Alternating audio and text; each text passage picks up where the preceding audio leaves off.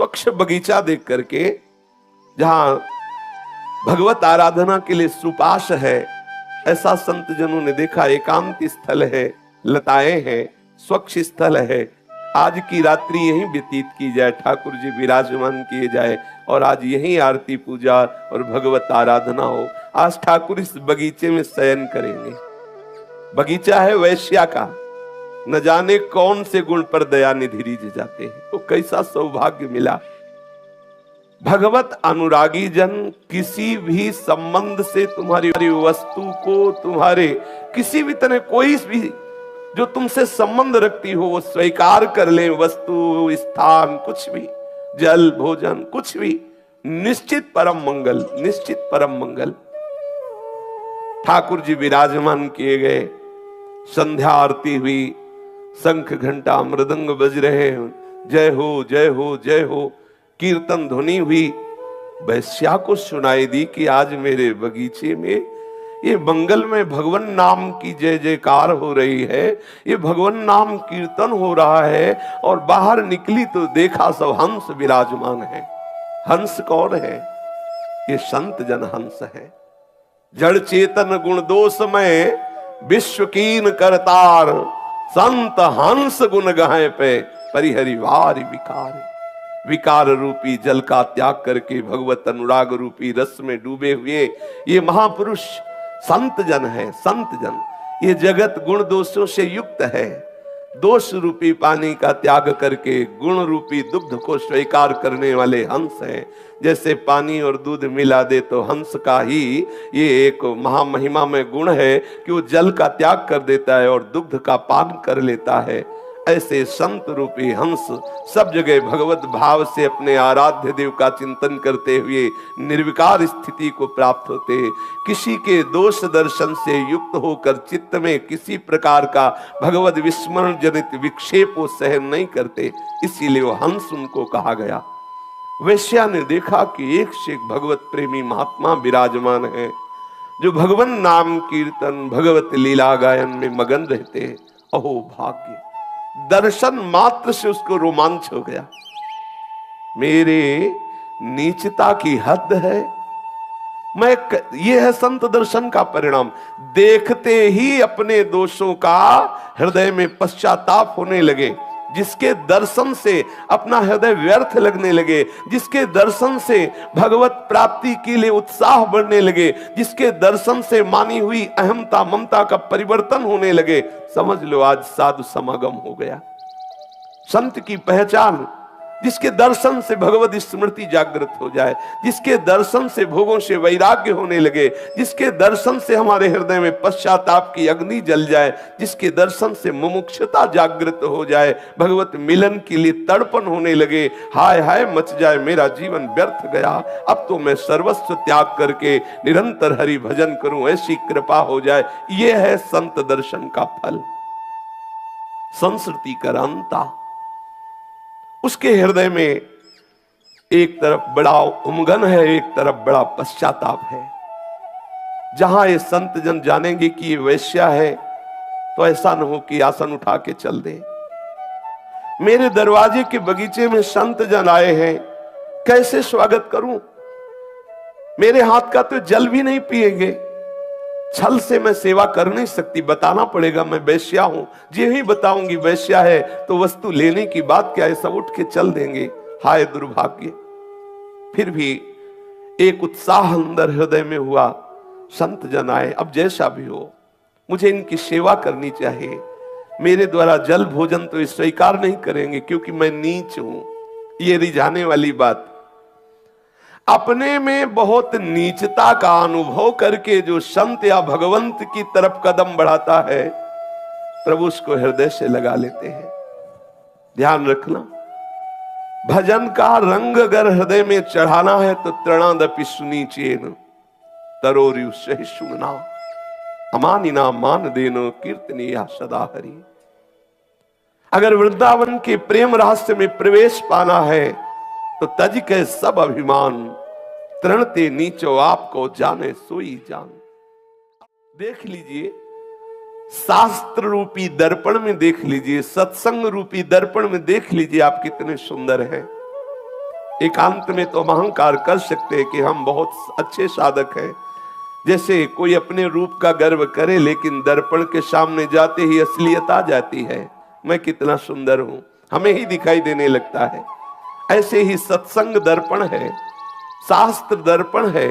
जब हम शास्त्र और सत्संग में जाते हैं, शास्त्र चिंतन, तब लगता मैं कहां हूं।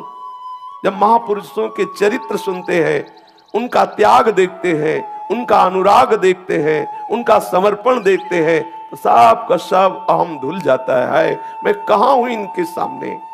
ये कैसे अनुरागी जन है, कैसे त्यागी जन है, कैसे भगवत समर्पित चित्त वाले हैं। हृदय का एक एक अहम नष्ट हो जाता है।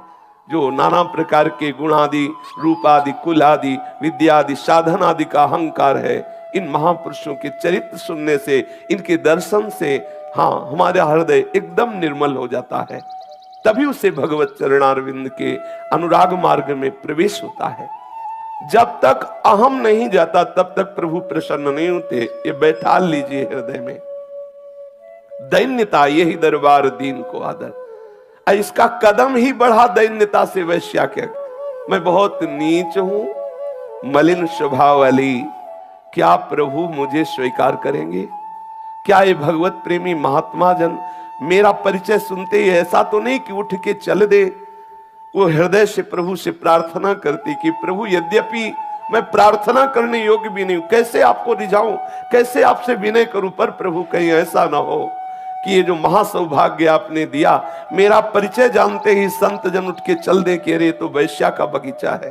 प्रभु कृपा करना, संत जन यहां से जाए ना। और सुंदर थाल में जो भी उसके जितने भी आभूषण आदि थे, वो सब मोहरे, आभूषण और भी रत्न आदि जो उसने शरीर बेचकर एकत्रित किए थे, बड़ी सी थाल में सब भरे। और आंसू बहाती हुई अंदर से विकल होते हुए कि संत जन कहीं मुझे ऐसा न करें कि त्याग दें, मेरी सेवा स्वीकार न करें। ऐसा वो हृदय से बहुत दैन्य होकर के, बहुत डरती हुई बगीचे में गई। सब संत भगवान विराजमान है, दर्शनीय महात्मा है। दर्शन योग्य संत जन ही है जो भगवत अनुराग में है।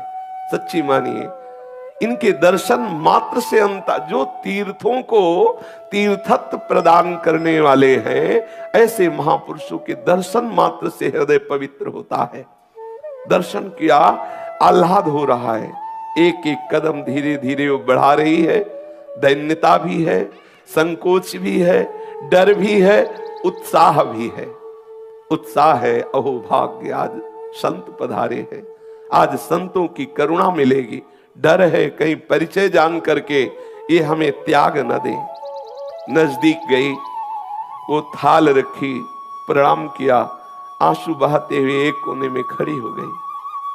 संत जन उसकी दैन्यता देख करके बहुत प्रसन्न हुए और कहा कि तुम कौन हो? तो उसने कहा, महाराज, मैं वैश्या हूं, मलिन आचरण करके ये सब धन कमाया है, आप इसे स्वीकार कीजिए और ये जो ठाकुर जी विराजमान है, इनकी सेवा में लगा दीजिए। और वो आंसू बहा रहे हैं। महाराज, मैं भोग बना के तो दे नहीं सकती क्योंकि नीच हूं, पर आप कृपा सिंधु हैं। ये स्वर्ण आभूषण, ये रत्न, ये मोहरे स्वीकार करें और आप कहीं से भी भोग मंगा करके ठाकुर को भोग लगाएं, ठाकुर को आभूषण पहनाएं, ये आप अपनी सेवा में स्वीकार कर लीजिए। वैश्या का धन अत्यंत त्याज्य है, मलिन है।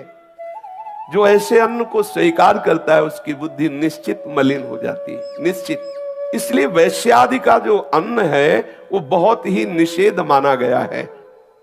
तो किसी भी संत ने ऐसी इच्छा नहीं की कि उसका वो जो धनराशि, स्वर्ण आदि आभूषण अर्पित किए, वो स्वीकार करें।